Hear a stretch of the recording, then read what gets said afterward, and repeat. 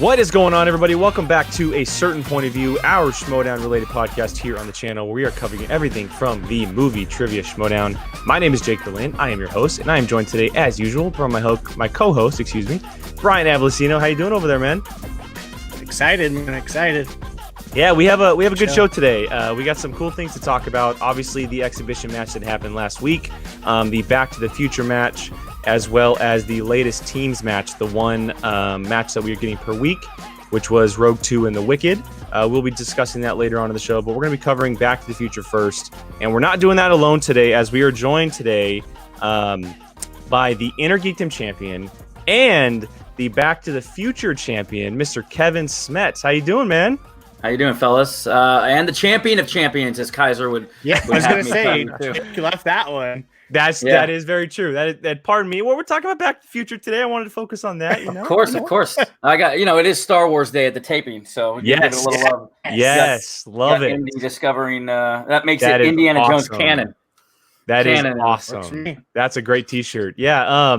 Yeah. So, that's something to mention right there. You're 2 for 2 in exhibition champs match so far.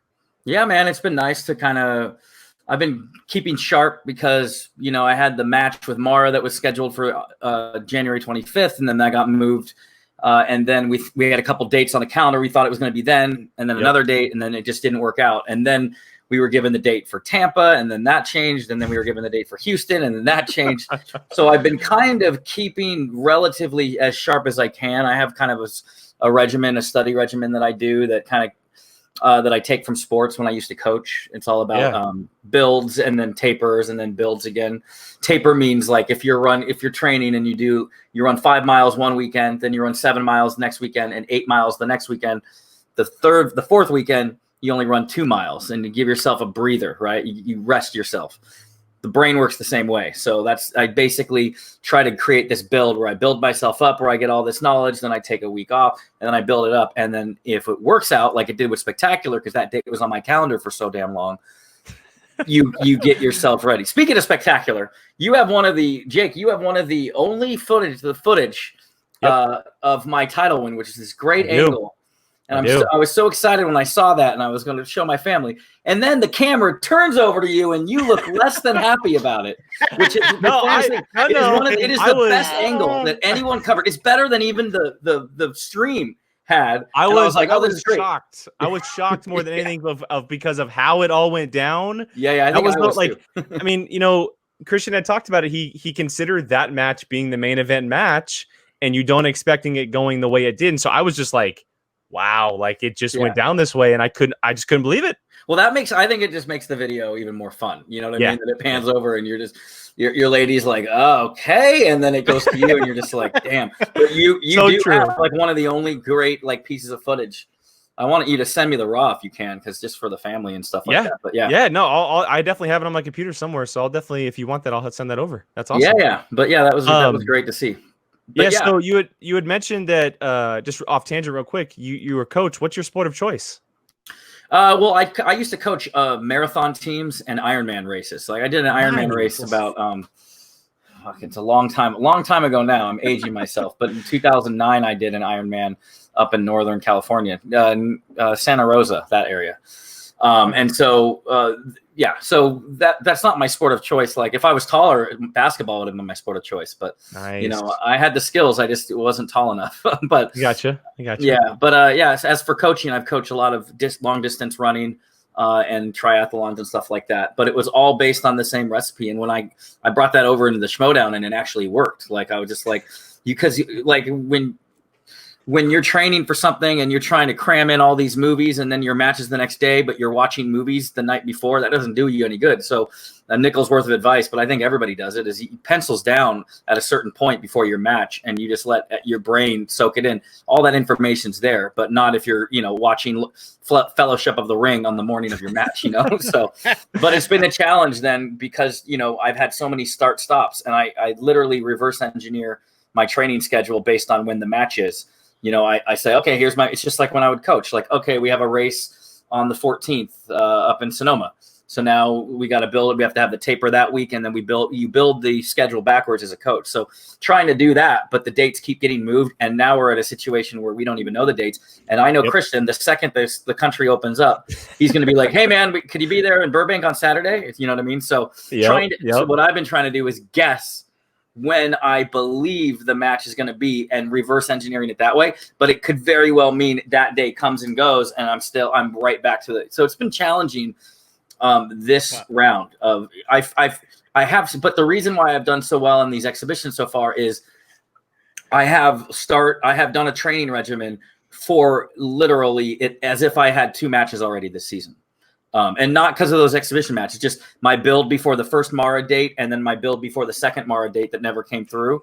Like those, I was almost built ready. As I said, my schedule, I was almost built ready for the match. So I have that knowledge is still all there. You know what I mean? So it's made these exhibition matches. I think I've been a little bit of what is it called? Like a trap for people. Cause I think they think, oh, he must be rusty and stuff, where they don't realize like it's as if I had a match. It's just, I'm at this level now where, I was 3-0 at this time last year as a rookie, but I am at that level right now where I've trained for at least minimum of 2 matches. So it's kind of all still there, you know? Yeah, that reverse engineering has definitely worked out in your favor. And one of those competitors that has not worked out well for is a guest that we are also joined by. That is the boat himself, Brad Gilmore. How you doing, Brad? You know, the boat is doing great, Jake. The boat is doing great. The boat sank. How did you emerge? The boat sank. Where's my belt? You're supposed to FedEx that belt with a couple signed copies of your book, pal. Your publisher's already talked to me. They're ready to go. I'm going to write the sequel, the companion book. It's going to cover all the Oscars. It's going to cover all the awards and the accolades, you know, because that's something you should probably know going into a Back to the Future match. You know, Kevin, I'm glad that you brought that up. Let's talk about the 1986 Oscars, which in the boat's opinion are a bunch of monkey crap. You know what movie won? You know what movie won for Best Picture at the 1986 Academy Award? Should have been Back to the Future what it should have been. Out of Africa. Who the hell has ever heard of that movie? Nobody. That's who. It should have been Back to the Future. That's why I know that the Academy Awards, they're fugazi. They're gone. They don't even make sense. They don't even matter anymore. They don't respect themselves. They misplace envelopes. They say the wrong name of the movies. Hell, nobody even wants to host that stupid show anymore. All right? So fair, the board says very fair. You need to host it. You need to host it, pal. I don't want to host it. You know why? Because Back to the Future should have won every category the year that it came out, and it didn't. That's why the boat is upset. Well, I'd be upset too if I wrote a Back to the Future book and then I lost to the Intergeekdom champion, but that's just me. Kevin Smets, you know how funny that was? Oh, here's that. Oh, I heard that sound. Oh, nice. Yeah, I heard that nice. sound. You can't attach that to the guy that beat you. You know the wrestling rules. I beat you. Now you got to build me up so then you can have that redemption, that climb back to the top. Jake Berlin, I want to say something here. The boat wants to talk. Ahead. Because here's the thing, Kevin Smets. I have a few questions. First of all, screw the Oscars. They shouldn't even count. They have nothing to do with the movie itself. It's an ancillary prize. That's like saying who was voted the funniest kid in the class in the 3rd grade at Edgar Allan Poe Elementary. Oh, that's right. The boat Brad Gilmore was. But that doesn't matter, does it, Kevin Smets? It doesn't matter at all. Because here's the only thing that matters is that every question that had to do with the film that itself, the boat got it right. So as far as I'm concerned, I got nothing wrong. And here's the other thing, Kevin Smets. You tell me this. Someone else didn't get anything wrong that day. Was that me? Didn't get nothing wrong. Yeah. So that means that we even each other out. And you tell me this, Kevin Smets. In the movie Trivia Schmodown, what kind of championship match isn't 5 rounds? Which one? I don't know. And which other championship match has 2 contenders and 2 jabronis in it? I can't think of that. I don't know what Janish and Jay Washington were doing. I feel like had you won this match, you'd be holding up your belt right now saying you're the Back to the Future champion. So I think this is all dependent on the outcome of the match. I think that this Back to the Future championship in a 3-round special match, had you won, you'd be having this belt right now. You'd have it displayed proudly and you'd be rubbing my face in it. So if you're not happy with the way it went, maybe we need to change the odds for some sort of rematch because I don't want to. I beat you, and you should be shutting your mouth, and you're even more loud than ever. And I don't have Kaiser here to talk for me. I have myself, and I didn't wear my hoodie. I didn't know I was in promo mode, and now I got pit stains. 0 to pit stains in 15 seconds. Come on, man, you're fired. I'm fired up here. It's supposed to be a celebration. For God's sake. First of all, the only celebration is the celebration of the greatest time travel story ever told. There it is. There it is. Back from the Future, available now at all these places. But here's the thing, Kevin Smets. It's great because I almost ran out of toilet paper. So if I run out of toilet paper, man, I can't find toilet paper at Costco. I got my book that you signed. You know what? That would have been a great book. That have been real funny if you weren't wearing a Rams hat right now. That's the funniest thing about this entire thing. All right, why don't you wear something from the undefeated Houston Roughnecks? That's what we're doing the XFL. Oh, man. But you know R.I.P. XFL, dude. R.I.P. XFL. You know what, Kevin Smets, is here's the thing. The boat's been thinking about it, and the boat says this, Jake Berlin. Listen to this real quick. Again, championship match didn't have 5 rounds. Silly. Frank Janis. Why didn't you bring that up before the match then? Silly, right? Silly. And here's the other thing. In my 3rd round, I think I had the 3 hardest categories. You know, I had scores and soundtracks. That's the easiest one. Actors and actresses, and I had something else. I don't even remember. remember. Now I'm going to interrupt you real quick there, row, your freaking boat. Those are the easiest ones. Scores and soundtracks are things you memorize on a flashcard. Actors and actresses are things you memorize on IMDb. I was getting deep cut, plot-driven questions. Even the one you missed was something you should know off looking at the IMDb page. I was getting deep plot-driven questions, asking the score of the football game. You know, you are many things, Boat, but you're not a sore loser. But you sound like a sore loser right now, pal. No. Here's the thing. I just want the odds to be fair. You know what I mean? I just want to be asked the same questions. I don't want this, you get this category, you get this category, random this, random that. That's all a bunch of monkey crap. And here's the thing, Kevin Smets, Jake Berlin, listen to this. Here's the thing, Kevin Smets, is 3 rounds can't protect you. Kaiser can't protect you.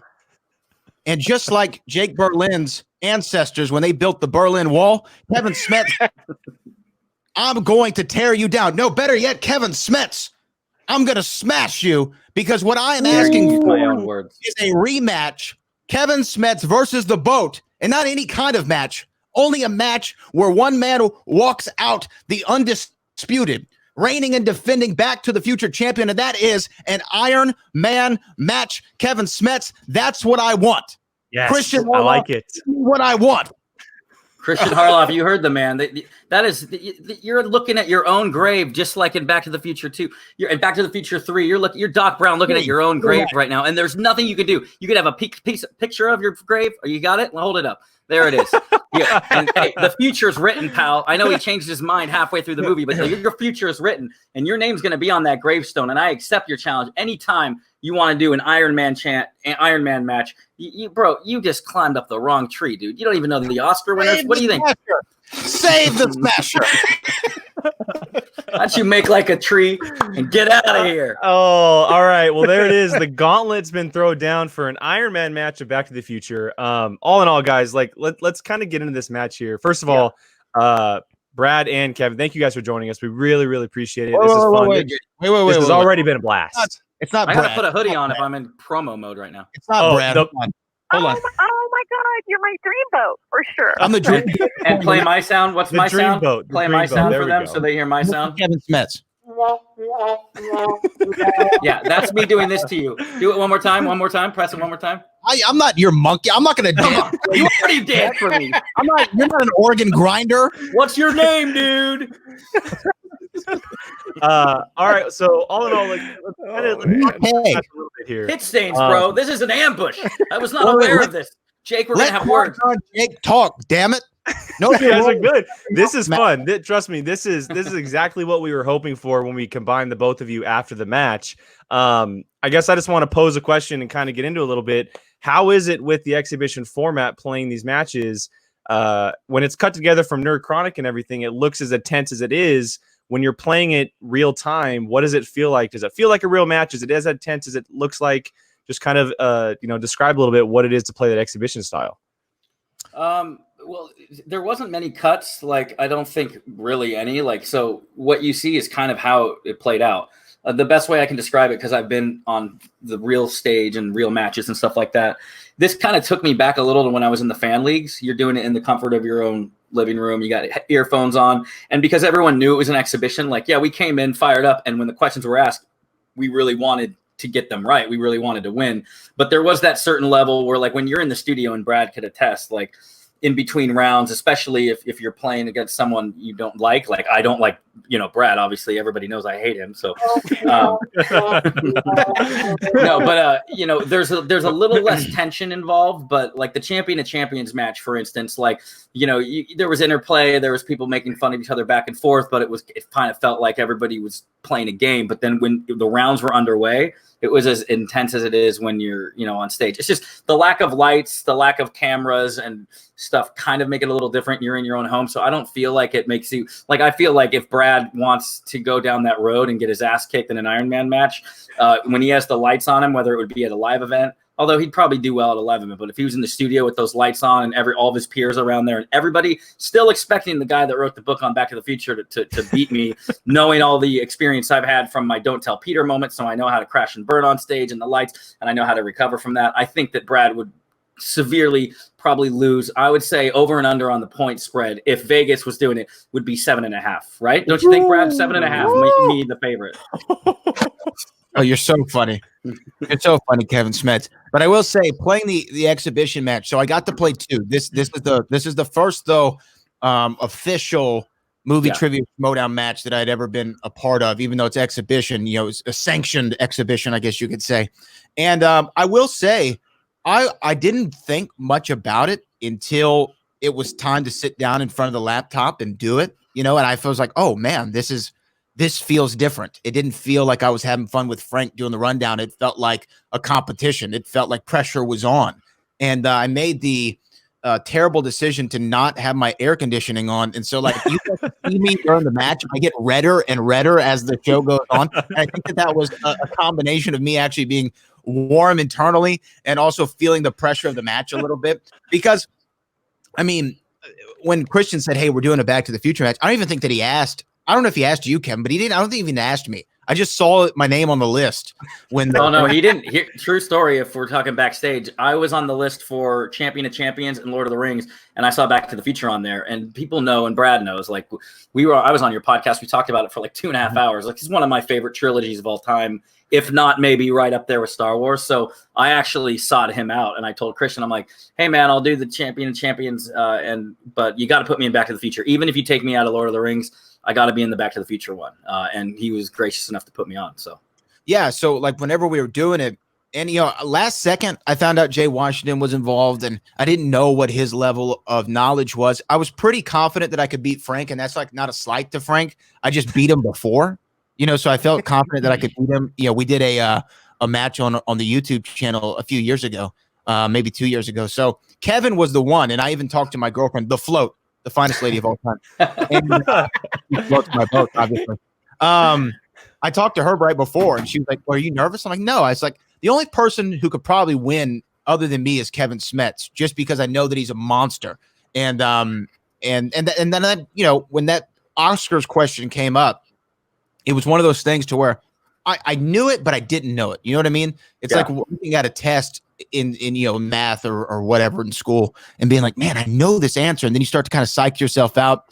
And so for some reason, special effects was coming to my mind. I was like, wait, no, but was it sound? It was something. And then I went to multiple choice. And it was one of those things to where it's one thing to be a spectator, but it's another to be a competitor. And that was one of those moments to where I almost, sympathized with Smets with his Don't Tell Peter, because I was like, oh, you can know something and still not get it right. And so it was an interesting experience for me to go from the other side, to be, like you guys commenting on it, and then to actually be in a match. That's good, because all last summer you were saying that my Don't Tell Peter was the most embarrassing answer in the Schmodown history. So I'm glad. Come on, Ninko. He lost his title for God's sake on that. But I mean, I know what you're saying. I said the name, but we had our own Don't Tell Peter in our match, and Frank would even admit to it, and we can get into that with the second round. When they asked the question about what is the make and model of the of Griff's hoverboard, and Frank did that thing, and we've all done it. I did it during the MCU exhibition match last year, actually, and I mean, that was on my birthday, and I was a couple drinks in, so I was kind of having a fun. But they had asked a question about Guardians of the Galaxy, what was the opening song, and I just heard in my brain them asking, what's the opening song in Guardians of the Galaxy Volume 1? I didn't hear Volume 2, and even when I was like, I could have asked for repeat and I would have heard it, but I was like so convinced, like I heard it, and so I immediately said the wrong answer because it was from Volume 2. And Frank did that. His brain must have, the second he heard what make and model is the hoverboard, he didn't hear the rest of the question, and he jumped to it. And he even admitted later something similar to what you said. It's like you kind of see where those don't tell Peters happen. Your brain can tell you a name for something, and it's the wrong name. This happened at Collision 2. I wrote down, it was name two actors who played Maul in Solo.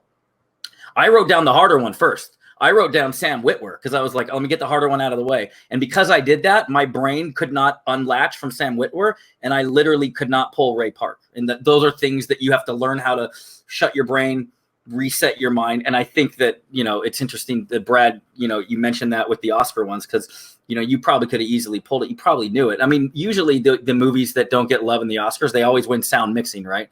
Like they always give it to Star Wars. So you're not going to win Best Picture, but Rise of Skywalker, but we'll try to get you nominated for the other ones. But. Well, I actually think that I write about that in my book. I think I mentioned the Academy Award. And so did you? Yeah, I'm pretty sure I did. I'm pretty sure. Well, that's the most embarrassing answer then in the history of. You just replaced Don't Tell Peter. Sure. I don't remember. I don't remember everything that I wrote, Kevin Smets, but I do remember this. Oh my God, you're my dreamboat. But it was just when Frank did that. The funny behind the scenes story about that. So the question was, what was Griff's make and model of the hoverboard? And the answer is, of course, Pitbull. But when Frank got it wrong and said Mattel, I go to write down, and the first thing that I write down is Mad Dog because I'm thinking about. Oh wow! Yeah, really. Buford. Jake said the same thing. Yeah. Oh wait, no! It's Pitbull. It's Pitbull. It's Pitbull. And so it is one of those things to where even though it, the pressure of the moment, the countdown is awful, and especially when your brain will just the worst thing that can happen to your brain is if you pull the wrong name or wrong answer at first, and then you don't and you don't hang on it. You realize that it's wrong, and you're like, no, that's not it. But then you can't. It's a weird thing with your brain where you can't detach it. And sometimes it takes doing that JTE. And, I didn't really do that with the Don't Tell Peter. And we know how that happened. So, yeah. So, Bo, did you even study before this? In all honesty, I didn't. And I think that I should have. I just felt so confident. And because this was coming like right off, I don't know, I may have turned in the manuscript, 2.5 months or 3 months, 4 months, 3.5 months, whatever. It doesn't matter. I turned it in recently. And so I felt like they were all real fresh in my mind. And, I've seen them a million times. Like literally I've seen every movie a million times. Kevin and I, the draft night when we were driving in an Uber, I think we were quizzing each other on like really obscure future trivia, like what's the name of the motel in Hill Valley that you see for a split second behind Marty? Yeah, Bluebird. So, and I like that you got the Hill Valley Telegraph. That was one that I knew that I was wanting to get. Like that was one of those that they asked about the newspaper and stuff. I don't know why I didn't need a repeat for that, but and you know what? It happened to me. Well, I guess I can't say that, but in that match, it did happen to where I was like, what are they? I don't understand what they're asking. Yeah, sometimes. I think sometimes you just have to, I guess, do that repeat because I knew the Hill Valley Telegraph. I think I have a Hill Valley Telegraph somewhere around here. Well, here's the thing. I honestly, and you could save this soundbite for your show, but if we're being realistic, Brad, you wrote a book on Back to the. That's great. Knock yourself on the head, pal. You wrote the book on Back to the Future. I'm sure you've forgotten more about Back to the Future than I will ever know. But I think the one thing that got you is I knew how to study for the match because I kind of try to anticipate what kind of questions. Because again, those are my favorite movies ever. And like you said, you turned in a manuscript 2 months ago. You probably watched those movies 50,000 times. But because maybe you didn't do a rewatch and you were like, what are they going to ask? Like, of course, when they get to the score of the football game, that was something that I wrote in my notes months and months. I didn't study that was before. That was something I knew before my matches last year as a rookie. So it's just trying to anticipate. Would they ask a question on that? Probably not, but maybe I should know that anyway. You know what I mean? And I think that's what tripped you up. But I think that's why an Iron Man match, for God's sake, would be quite interesting because I think it would really be a who sneezes first. It would definitely be more on the level of Whitwer Knapsack than it would be on the tag match. That's exactly what I was just thinking. The level of that for Back to the Future would be awesome. Yeah, I mean, I think pull it off for sure. And the thing was seven and a half is the 7.5 is the 7.5 is the odds. I think that the thing about what Kevin said is this is Kevin. Can I ask you something? Yeah, go ahead. Were you a good student in school? Here's the thing, and this is why I'm really good at the Schmodown.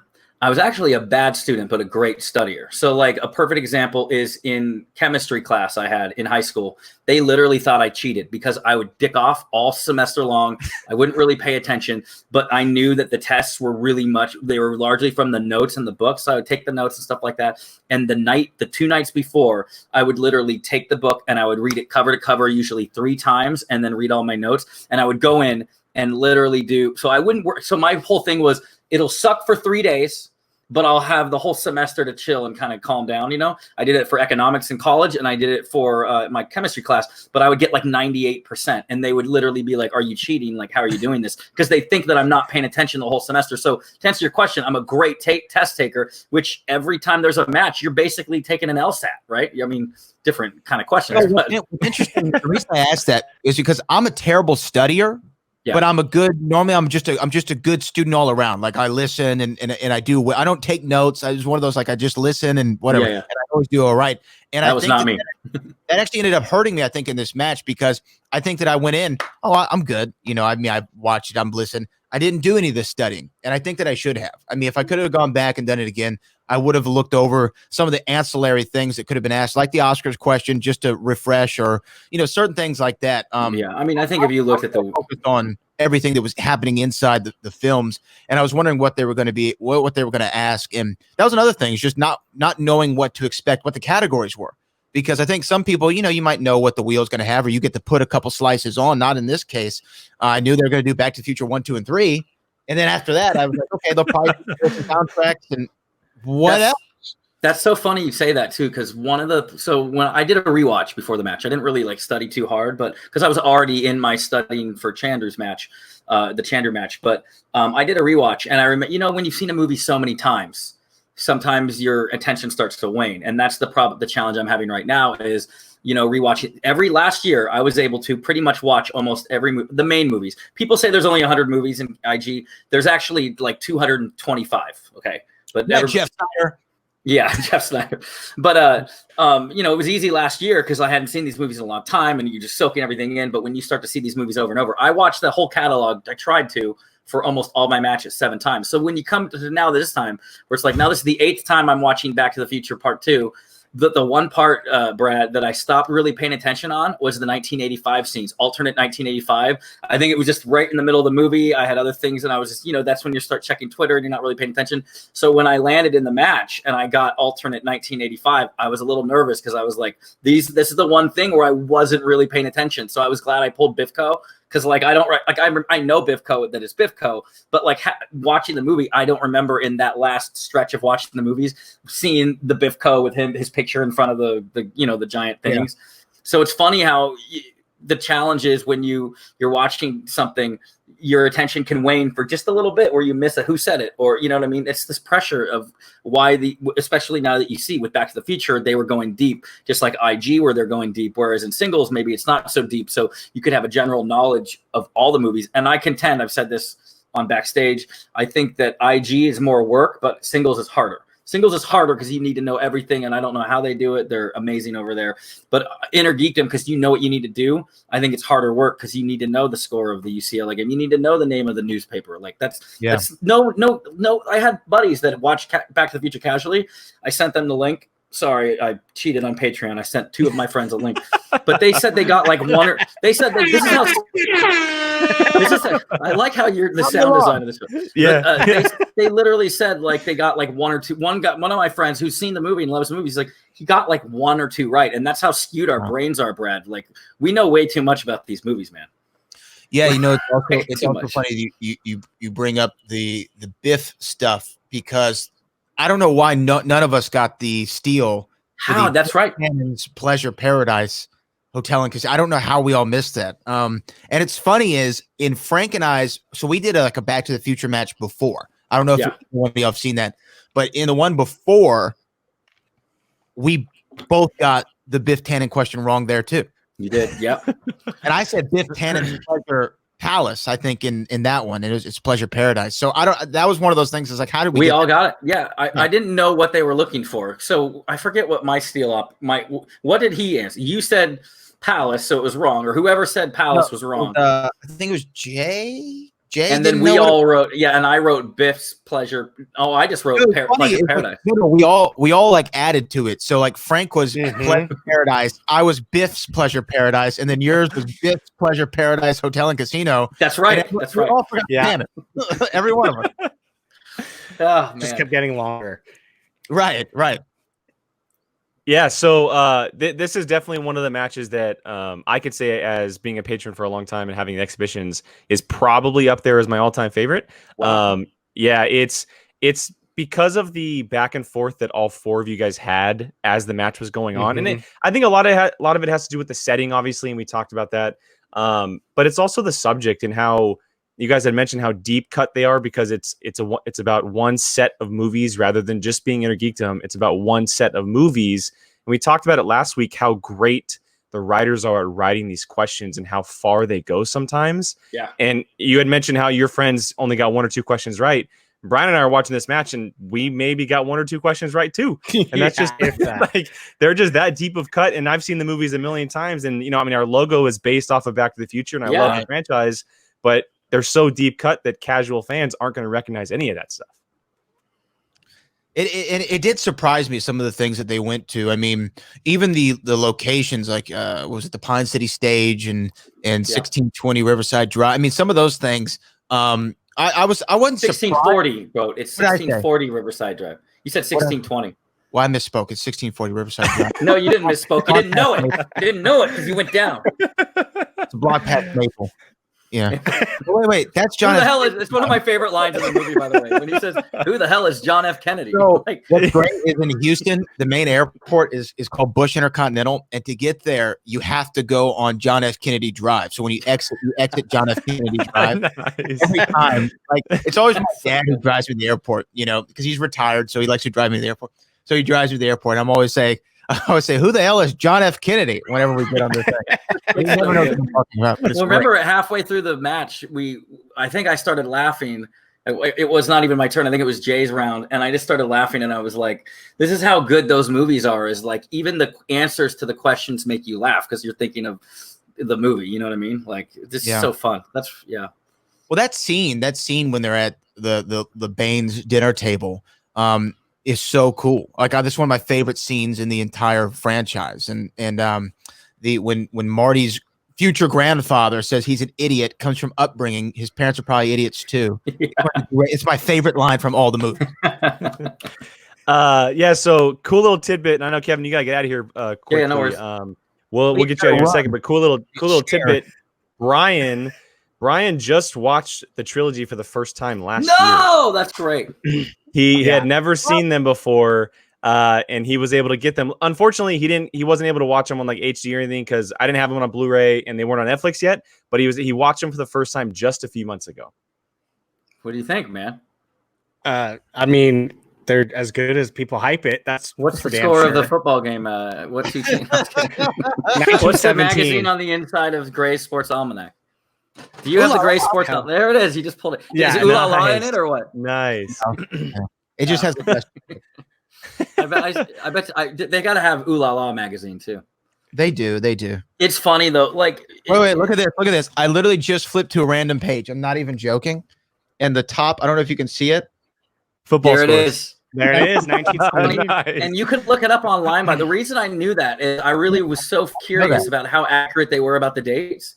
They're accurate. Like, if you go to that date, like that you could find articles on it if you search it. But they have articles that were posted about that football game with the field goal and everything. It's like they took they didn't just make two teams up or whatever. They took an actual game that happened. They took the actual call. Well, I don't know. The call might have been shot or recorded for the movie, but the same way it happened, like it talks about the field goal at the end and stuff like that. Like, that's just awesome. Do you know what I mean? Like, did you know that the origins of croquet began in the 12th to 14th century in France when peasants used crude mallets to knock balls through hoops made of bent willow branches? So hold on a second, bro. I don't think you knew that, Kevin Smets.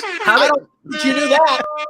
It's not fair that you have your old soundboard here. It's not fair. The odds are stacked against me here. Yeah, it's not even his show, and he's rocking the soundboard. I was really disappointed though that they didn't have the manure company as a question. That was one that I was really excited with for. manure, which one? You know, because there's A. Jones, which is in what decade? That's in the 1800s, pal. All right, look, Okay. no one needs Well, an insufferable know-it-all, pal. What are the names of the Baines kids? What are the names of the Baines kids there, Boat? Oh, that actually is a good one. That is a good one. I had I'll save it. But save Hervey, Jason Hervey, Wonder Years. who plays one of the Baines children. Do you know who Eric Bischoff is? Does anyone know who Eric? Oh, I know you know Kevin Smith. So Eric Bischoff ran WCW, which is like a wrestling company back in the day, and he and Jason Hervey used to have a production company together, and they produced like reality television shows up until like a year or two ago. I remember. I tried to get on a show for them, but I didn't get hired because I had to do another thing. But I remember when my buddy worked on a show, and Eric Bischoff and Jason Hervey would come into his edit bay for like the screenings and stuff like that, and I'd be so jealous. So I was like, I want to talk to him about the Monday Night Wars. So I know Eric, and I got Jason's number from Eric Bischoff, and I meant to call him for my book, and I completely forgot about it up until maybe 2 weeks ago. I was going through emails, and I was like, oh, I have Jason Hervey's phone number. I should call him right now. That's what I should do. Well, why don't you give it to me, because your publisher gave me the book right to the sequel since I beat you at Back to the Future. So I can go ahead and interview him. I'm coming to it. I beat you to it. By the way, the kids' names are Milton, Sally, Toby, and Joey, pal. Come on, you should Jailbird Joey is his actual name. Yeah. All right. Well, the gauntlet has been thrown down for a Iron Man match at Back to the Future. Kevin, we'll let you go ahead and get out of here, man. Thank you for joining us. Really, really appreciate it. And I love. Don't listen to anything the rowboat says. Where are you? Look, right here. look. Kevin is a handsome man. I got to be honest with you. He's a very dreamy. Your hair is so good. How are you doing your hair, by the way? How are you keeping your hair up in the quarantine? Like, I shaved mine. I was, whoa, look at this. I have what's called a barber, and I went to his house. That's what I did. His house? Wow. I did. The boat went to his house. I will say, Jake, you are neglecting to tell them that we had a bet on this match between who would win. And who bet against me? I forgot. Jake, did you bet against me again? We are perfectly lined up. And you bet. You got two winners on the right side. Don't worry, Jake. Go double and two winners in the Iron Man match. Yeah. We'll do that. Bro, you challenging me in an Iron Man match is the worst thing you can do, because as much as you think you know, like, my knowledge base for these movies will absolutely stand the test of time in a long form format. Your best bet was to have a 5-rounder and challenge me, and maybe the speed round goes your way. No, brother, you just sealed your own fate. You sealed your own fate. You're going to get destroyed in the Iron Man match. Okay. My knowledge is going to way outlast yours, dude. Oh, okay. You should see my caps. Who already beat you? All right, Scott Hall. I know what you're up to, pal. All right, Smasher. Well, thank you for joining us, man. Really appreciate it, and we'll definitely get you on for that one time match comes along. Anymore. Everything you just said is a joke. Stay safe out there, man. All right, you guys too. Thanks for having me on. What an idiot.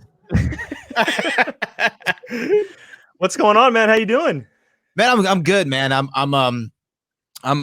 been getting a lot accomplished in this, weird time that everyone's living in, and it's been fun though, and I've gotten to participate in, like I said, this exhibition match. I'm going to be in another one, which is a James Bond triple threat match, which I'm really excited about. KO against Mike Kalinowski and Tim the Tank Franco.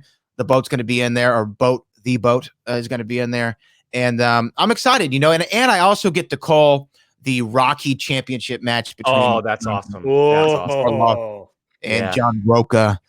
Which I'm excited about everything, man. It's been cool. It's been cool to also be a be a participant. I never thought that I'd be a participant. Never wanted to be a participant, but it was fun. It was a lot of fun. You kind of have. I was going to ask you. Go ahead, Brian. Go ahead. I was going to ask you if someone did come a call-in, would you accept that, or is that even a thought? Yeah, I think it'd be a conversation, right? I have played along with some of the, I would say, lower tier competitors in the Schmodown. Like when I play along at home, I do pretty well. So I think that I could compete. I could definitely beat the hell out of Brett and Bonnie. I'll tell you that much. The odd job, like seriously. But yeah, I mean, I had a lot of fun. And I think that what I would like to do is I got a lot going on, so I don't know if I could compete actively in a league or if anybody want me on their roster. But I would like to be in like the free for all. That would be something I'd like to have fun in. Man. That way, if you put in a poor performance, it doesn't really matter. It's the free for all. But if you do well, we see legends get made in the free for all. Myers, right? William That's Bibbiani. awesome. That's awesome. Yeah, so I wanted to ask, because we do have you on. You early on in the season, you had said that you were rolling with the rock stars. How do you think they're doing so far? I mean, does Roxy, with everything going on, are they going to be able to climb that hill that they're going up right now? It's a steep mountain. It's a steep climb. But here's the thing. I am a Houston sports fan, so I am used to losing. Don't get Jake. Hey, next because we're undefeated. Oakland A's, Oakland Raiders, Sacramento Kings, baby. Oh, you're a King. That's right. You're a Kings fan. We talked about this. Yeah. Why? If you're Oakland, everything else, why Kings? Because I'm from the Sacramento area, and so the Kings is the closest team for me. Yeah. Okay. Brian is the Warriors fan. My brothers are in Northern California. I'm from the Bay Area. He's from Sacramento. Yeah. Okay. Yeah. Where are you right now, Brian? We're both in Sacramento. We are both in Sacramento. Okay. My brothers are in Chico, and so that one Warriors an hour away, and two. So it's funny. I haven't been to Chico, but I want to go. So yeah, to go back to the Rock Stars, not the position we want to be in, right? The loss to Who's the Boss sucked, but it was a great match, and both teams played phenomenally. So you can't really, hang your head on that too much. So it's one of those things, man. The Wicked. I don't love that team. I'll be honest with you. I don't love the pairing. I like Jim Vejvoda. I think that he's a monster. I think that he was just knocking off a few cobwebs. Hey, man, when Mike came back and wearing the 4-5, they didn't make it out of the playoffs that year. They didn't make it to the finals. So it happens. So for Jim Vejvoda, I think that he can be something. I don't know about Jared. I don't know. And that's my biggest thing. And I talked about on the rundown this past week I remember playing a pickup college game when I was a high school student at the local, gym. And this college player stuffed it in my face, and I wanted to bawl and cry. And I realized I just wasn't on their level yet. And I don't know if Jared is at the level as playing outside of the IG, right? Playing in regular teams and singles. I don't know if he's at that level yet to compete competitively in the teams, especially with a guy like Jim Vejvoda, who I think you pair him up with a Stacey Howard or something like that. Man, you got a team there. I don't know about this one, man. So I feel okay about the Rock Stars. I'm going to the end of the season. I'm not going to jump ship. The boat never jumps ship. He's the boat. I stay steady on the water, and we'll see what happens by the end of the season. Yeah, no, I definitely agree with that. I think if there's one manager you can't count out as far as coming up hills, it's definitely Roxy. I mean, she's proven herself time and time again. She knows what she's doing, and she's going to stick by the decisions she makes for sure. Yeah, she's, I think, one of the best. Well, as far as managers go, like managing their players, I think that she's the best in the league by far. I think that the only thing that prevents her from claiming that championship, being the best in the league, is not winning as much as someone like a Tom Dagnino. But then when you look at Tom, y'all are from the Bay, you say, I mean, is he Steve Kerr and just lucked into all this talent? Or something more there? Or the championship earned? You know what I mean? And that's my thing with him. I feel like Roxy, with the roster, it's more applicable to the Houston Rockets. You got Mike D'Antoni. You got someone who has a great system, proved that he can make stars, superstars with his offense. And then it just seems like every time we get close, there's something that knocks us down. So I have a lot of confidence in Roxy, and we'll see what happens. So halfway through the season, well, kind of, yeah.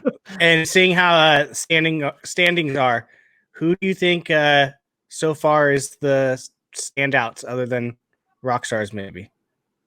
I like Swag a lot. And the other thing is the Den, I think, is really good, but we haven't seen a lot of them since I think the early beginning of the season. I'm high on what's the name of the team? The Pride. Ben Goddard and Silvestrini, yeah. I like them a lot. The self-proclaimed heels. Yeah, I had to, but I think Ben Goddard is a sniper that we're just waiting to see him break out. That match against RB3, I thought it was a good win, right? I didn't think it was a great win. I know he didn't miss anything or whatever, but I didn't think it was a great win. I thought it was a good win. I thought that the match, the Pride match, that was a great win. And I think that they showed a lot of promise. And the fact that the people didn't like them was even better for them. So, yeah, they stood out to me. I think the Den, Swag, there's a lot of teams that are looking good. I think that, personally, I think the usual suspects need to up their game a little bit. I feel like we're in, like, we're still in first gear. Yeah. And I don't know if that's lack of organization. I don't know what it is. The Janine loss, the management seems to be a little bit all over the place. You got Andrew Guy here one day, you got Machine managing another day. Levine's sort of around. So I think that they so far have been the team. The team when you come in the league, you're like, oh, they're about to rock it this year. And then it's like, okay, I don't know. They're below 500. What's going on? And I think that this midseason break is a good time for them to kind of shake everything up, look at what they got. The only thing I'm sort of down on with this season that I'd like to see more of, I want to see more in-season trades. I feel like we got a lot. I'm with you. Yeah. Yep. We got a lot of early trades, but we haven't seen a lot of movement. Shout out to Corruption too. I think that they've been doing a lot of good stuff, but we haven't seen a lot of movement, and that's what I want. That's what I was expecting coming into the season. A lot of player mobility. People requesting trade. That's what I want to see in these cutscenes. And here's the thing.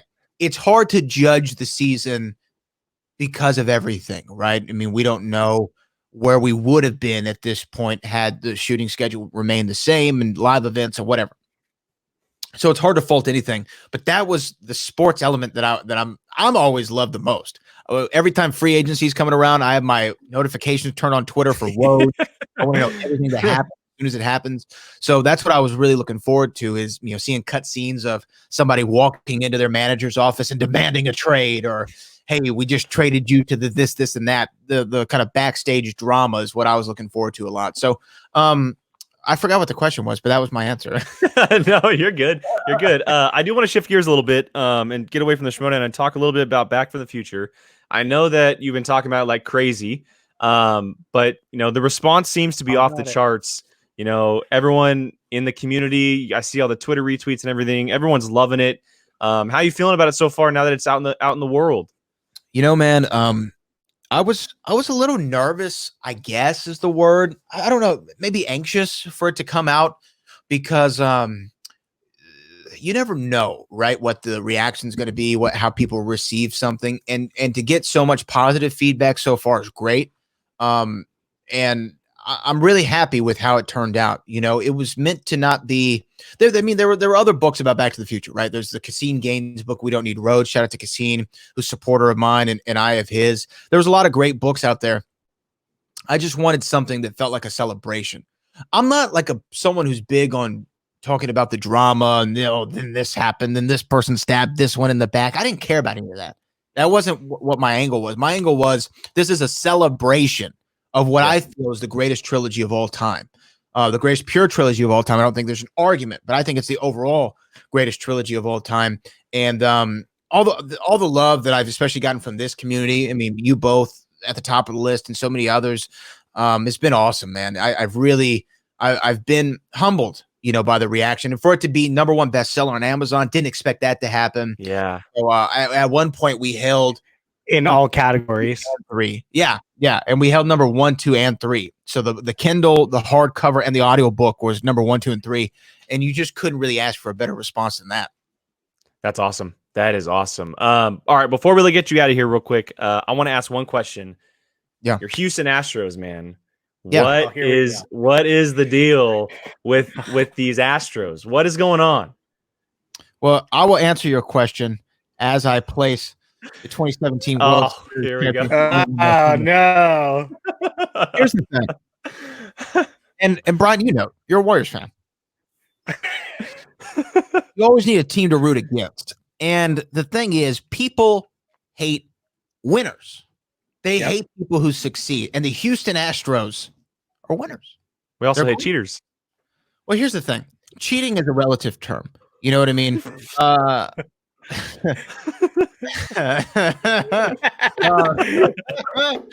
Sorry. Cheating is a relative term. And my thing is this. So, okay, let's go to the game of blackjack.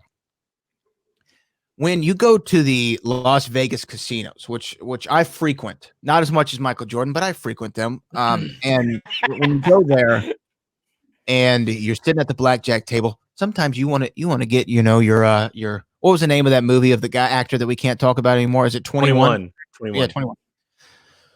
You want to get your 21 on a little bit, right?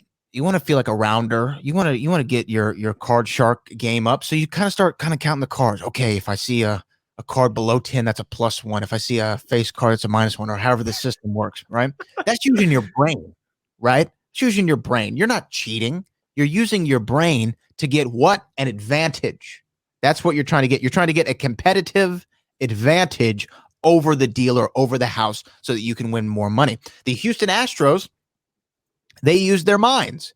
They saw on a screen, this guy's doing this. Whenever he does that, it's a fastball down the middle, or it's a curveball, or it's a changeup, or whatever. They're using their minds. And they still had to have the wherewithal and the physical ability to put the bat where the ball was going to be, make contact, put that ball in play, then make it to base before they get thrown out. There's a lot that goes into it. Knowing the pitch can only go so far. When I was in Little League, there was only one pitch any pitcher threw. It was a fastball. But guess what? I didn't get on base that much. I knew what to do. I couldn't hit the damn thing. So that's my point with the 2017 World Championship. Houston Astros should have been 2019 as well. But you know what? I'll let the Washington Nationals get their love. But 2020, once this thing starts back up, oh, brother. Hopefully it starts back up, because I'm a baseball guy through and through. So that's all I want is baseball back. I think it's better for everyone. So yeah, that's fair. I don't want to get an argument, but that's fair. You know what's funny is this is how stupid I am. When I graduated college, the graduation was in Minute Maid Park, Nice. which is the Houston Astros park, right? And so you get there early, whatever, you got your gown on, you're walking, you're trying to find your spot. And I'm walking on the field, and we had to walk through the outfield, up the third baseline, over home plate, down the first baseline, right?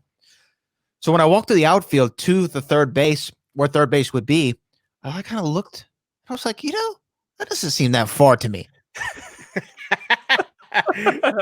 I could probably hit that out of the park. That doesn't seem so far. And then I'm like in center field, and I'm like, it's not that far of a throw to second base. And then you realize, no, it's an incredibly difficult throw from the outfield to second base. I'm just being an idiot, and I think that I really am. Oh my God, you're my dreamboat. So it's interesting. I'm big in basketball. I'm a much bigger basketball guy, but I grew up playing both. I grew up playing baseball and basketball. So the Houston Astros, when we went to the World Series in 2005, and we got swept by the Chicago White Sox, that hurt. You know what I mean? That hurt. So to be watching Game 7, and I think after the first inning we were up 5, I believe 4 or 5.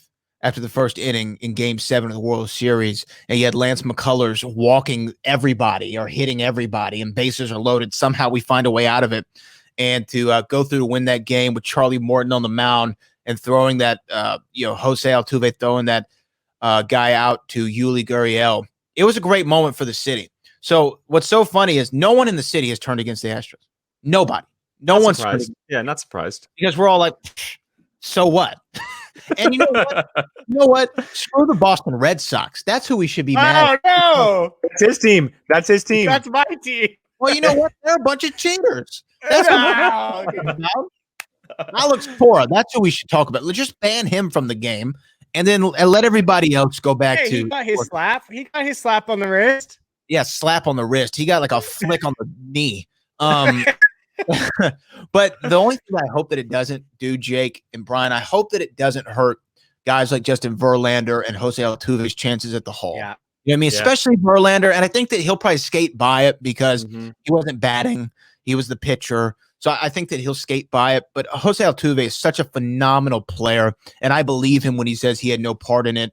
And I would just hate for him to be tainted. Carlos Correa, Springer, Bregman, whatever. I mean, I think they're all worthy eventually down the road, especially Springer and Bregman. But if it doesn't happen, it doesn't happen. But Jose Altuve puts his heart on the line when he's out there. And I think that he's one of the most impressive athletes for his size in the sport that he plays ever. I mean, ever. Agreed. So I would really hate for this to tarnish his legacy, which it already has to a certain extent. But I don't want him to go the way of Barry Bonds or Pete Rose and be one of these guys that everyone says, why isn't he in the Hall of Fame over something like this? I agree. I think I agree Altuve too. is definitely impressive. With like you mentioned the size of his body. So, Brad, we can't thank you enough for joining us today, man. Size of his body? Is that what you just said? Impressive with the size of his body. With his body size of his body, body size. Sounds odd. Why don't you say he's impressive for his size? When you throw He's impressive for his size. He's impressive for his size. There you go. God, it just kind of makes it sound weird. You know what I mean? All right, fair enough. That's a good way to end on that one. I'm just saying. Fair enough. Brad, again, thank you for joining us. Finally, we've been wanting to get you on this show for a while. We made it work out. Looks like quarantine did something for us a favor. We were able to get you on the show, so we're thankful for having you on, man. No, man, thank y'all. Thank y'all for having me on. I'm glad that we got to do this. And the Movie Trivia Schmodown is better because people like you are in it and this community continues to grow. I feel like every single week there are more people like yourselves, like me, going out there and repping for the Movie Trivia Schmodown and showing everybody why it's a real sport and why I think it's the best damn thing going today. Agreed. It's growing. Thank you that's again. for sure. Yeah, it's definitely growing. So thank you, Brad. Stay safe out there, man. Have a good night, and we will we'll talk to you soon, man. Boat out.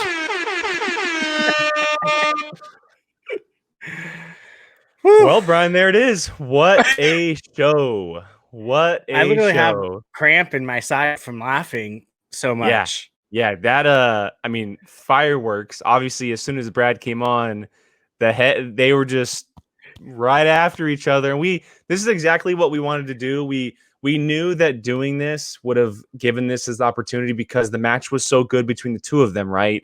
And the crap talking. I couldn't agree more with you, by the way, in saying it was one of the best. Yeah, I mean, match. I would go as far as saying one of my favorite matches, period, of all time, just out of pure fun. Like, yeah, and there's honestly. a lot of parts to it. Like we had talked about last week, I think. The crap talking leading up to it between the two of them was so strong, and then the banter back and forth between the two of them during the match, and then obviously not much afterwards. But now, kind of the match is out there, the results are out there, and now they're getting on screen to kind of talk about it. It's exactly what we had hoped for. Yeah, I mean, yeah, it was a great set of people to do that match with, and it'll go down as one of the most entertaining matches for a very long time, in my opinion. It may very well be outmatched though if we do get that Iron Man Back to the Future match, which has been thrown down here on a certain point of view. Very cool there. So, Mr. Harloff, if you have listened to this, that is the one thing we would love to see. It seems to be there seems to be a new rivalry in the Schmodown. If it's just exhibitions, it's just exhibitions, and I'm totally cool with it. Those two. One of them's gonna go after the other one if this keeps going. Yeah. So that's actually, we hit the hour mark, guys. That's actually, I mean, we can probably give our quick thoughts real quick for like 5 minutes on Rogue 2 and The Wicked. We're not gonna be able to break it down. Obviously, with our guests, with Smets and the boat, it makes sense to do as much of them as possible. But do you want me to quickly also say my 3 matches that I watched? There wasn't really too much. Let's quickly do this. So Rogue 2, The Wicked, it went the way I expected it to for me personally. I think overall, I probably think that if you put experience or you do a straight knowledge, Vevita, oh my God, I have so hard saying his name. Yeah. He probably has the most knowledge out of the 4 of them. But as a team, Rogue 2 is much better. They're just more rounded. And so it just seemed to fit it a little bit more. And so it definitely went the way I expected. I think Adam Lavick showed up really, really well outside of Intergeekdom division. And so that could be a little, a good little back end team for Winston there. Yeah, I completely agree. Like you said, it's a good little pocket team to have. just to throw out there, steal some points from you from another team. And I mean, that's all you can really hope for is just getting points. And that's a team that can steal some points for you. All right, Brian, let's go ahead and quickly touch on these last 3 matches, these recap matches you've been watching the first ever time. Yes. So I had watched obviously 3. My first one was Guilty Movie Pleasures versus Rotten Tomatoes. Guilty Movie Pleasures being Makuga and Ben Bagley. Rotten Tomatoes being Gray Drake and Matt Atchity. This was Matt Atchity's first match on the show. And Makuga and Bagley came out as Bill and Ted and like basically stayed in character the whole entire time. But then in the end, Rotten Tomatoes won that match. Then I moved on to my last match of the first round of the tournament, which was the Schmoes versus Nerdist, which was obviously Harloff and Ellis for Schmoes. And for Nerdist, it was Dan Casey and Jessica Chobot. I believe that was how you pronounce it. Harloff came out looking like a golfer with the golf club, and Riley came out as Bill Murray from Caddyshack. So Riley was his partner, not Ellis. I forgot about that. Or excuse me, Ellis. Oh, sorry. It was Ellis. It was Ellis. I do that every time. I say Riley, and when I mean Ellis, I do not know why. No worries. I always do that. But it was Ellis, yes, obviously. And the Schmoes won that match. And then I went into the first round of the second round, which was Team Champs versus Team Top 10, which was Champs being Riley and Merle, with going against Roca and Matt Nost. And that was a good one. They were in a new studio, so they were all over the place on that one. And Team Champs came out looking like Top Gun. Jackets, do the Iceman and Maverick, everything, all that. And then shockingly, Team 10, well, I shouldn't say shockingly, but they pulled off the upset. Team 10, Roca and Matt Nost, knocking out the heavy favorites throughout this tournament, which was Riley and Merle. Yeah, that was definitely the big surprise of the match. I remember watching that one. I loved Roca and Nost, but they were not the competitors or players they are today. They were still very much growing, and Riley had been the champion previously, and then he paired with someone like Dan Merle. Just kind of made sense that they were the favorites.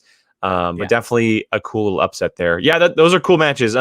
Nothing to the extent of like what we covered the last couple of weeks, but it's really cool to recap and see the beginnings of a Rotten Tomatoes, or you see the Nerdist team on there with the Jessica Chobot, who has a great deal of knowledge. So really cool recaps there. I think that's going to do it for this week's show. Yeah, it was just, those ones were just kind of just like, there wasn't any like stuff you would see in a promo or stuff like that. They were just kind of your standard matches, although that upset of knocking out Riley. So yeah. Well, I think that's going to do it this week, Brian. What a hell of a show we have had here today. Oh my God. Whirlwind of all whirlwinds. I love, it's just funny. We went from like, it was like, oh, hey, Smets, we're just chilling, just having a nice, relax. Yeah. And then all hell just broke. Well, and you knew exactly. We knew on our end what exactly was going to happen, because as soon as we saw Brad pop up in the queue, he had the sunglasses on. He was ready. He was ready. He was in there doing it. Yes, it delivered. And so thanks again to Kevin Smets and the boat Brad Gilmore for joining us on this week's show. We had a blast talking to you guys, and hopefully you viewers, listeners. Sorry, go ahead, factions. Let's do that real quick. I'll blaze through it. Finstock first, 16. Second place, Den, 10. Swag, third place, 10. Burning Drew, fourth place, 6. Fifth place, Usual Suspects, 4 points. Sixth place, Rockstars, 4 points. Seventh place, Dungeon, 4 points. 8 place, Corky Mercs, 3, and Corruption at 9. Yeah, not a lot of change. We talked about it after the reaction for Rogue 2 and the Wicked, which you can find on the channel. We talked about how Swag made the jump up to tie for second. And so they're kind of creeping up there. And as Brad said, he kind of likes them. I like them as well. I think that they're making strides for sure. Jay Washington, that's definitely not Winston. That's definitely I not meant to say a. Winston, yeah. That's definitely not a surprise that they're doing that. But yeah, guys. So again, to Smets and to Brad, thank you guys. We really had a blast talking to you guys, and hopefully you viewers or listeners did as well. Awesome show. Hopefully we do see that Iron Man match sooner rather than later, because that would be pretty epic. If we're talking Iron Man matches, something like that would work out really well for an Iron Man match. Just the questions that they would go for, and just doing 30 straight minutes of questions, just going mano a mano and seeing who pulls punches and who doesn't. That'd be great. So there's going to need to be like a dividing wall, because they'll just chew each other out the 100%. Brian, as always, super fun talking Schmodown with you, man. You guys can find us on here on YouTube. You guys can find us on audio, so Apple, Anchor, Spotify, Google, Stitcher, Breaker, all that good stuff. The show lives on there. Our reactions live on YouTube. So if you like this video, not just give us a thumbs up, but comment with your thoughts. Also give us a subscribe. We really, really appreciate those subscriptions. We do this, to talk and have fun, and we want to be a part of the community just as much as you do, and getting subscriptions does that. So you guys can also find us on Twitter, where we're commenting and posting polls and doing all that kind of stuff, interacting with players and managers. That is where we live there. So again, Brian, as always, thank you for joining me. That is him.